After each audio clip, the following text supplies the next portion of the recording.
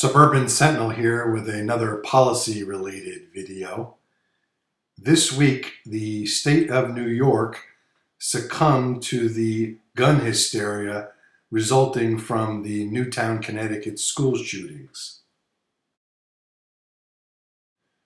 New York Governor and ardent gun control supporter Andrew Cuomo spearheaded an effort to take away even more gun rights within the state of New York.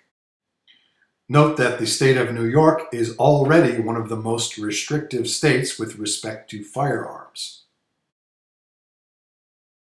Despite the objections of the more conservative members of the New York State Legislature, the General Assembly of the state passed Mr. Cuomo's gun control restrictions with little public comment and virtually no debate.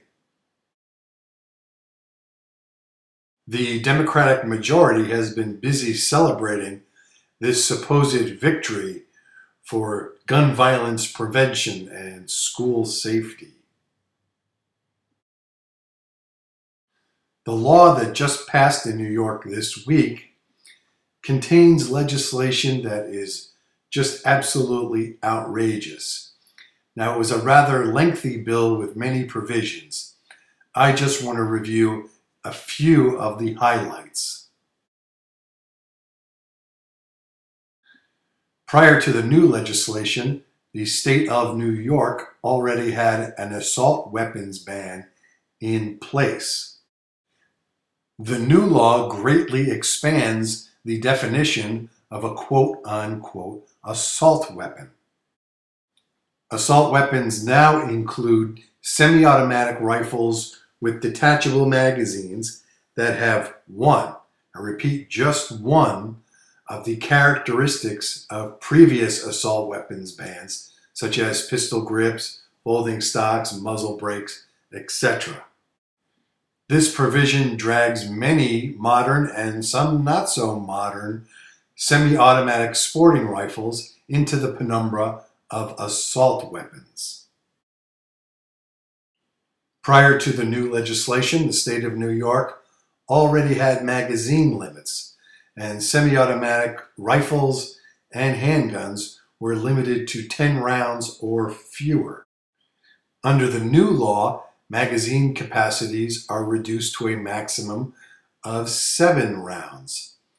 In addition, the owners of quote-unquote high-capacity magazines will have to either sell their magazines out of state or surrender them. With respect to ammunition, under now current New York law, all sales of ammunition will subject the buyer to a background check through NICS. That means that there will be no internet or mail order sales to the state of New York. In addition, the new law allows the state to scrutinize the sale of large quantities of ammunition. Another provision of the new law fundamentally changes the doctor-patient confidentiality rules. Now, in the state of New York, if a mental health professional reasonably believes that a patient poses a danger to either himself or herself, or a third party, that mental health professional is now required to turn that information over to the state. Using that information, the state will be able to use its discretion in either suspending or revoking a citizen's gun permit and seizing the citizen's weapons. The last provision I'd like to discuss today concerns registration. Now, in the state of New York, any assault weapon owner, as defined in the new law, must register each and every assault weapon with the state. I guess we really shouldn't be surprised This is the type of legislation enacted with tactics used by some of the most successful political leaders in history.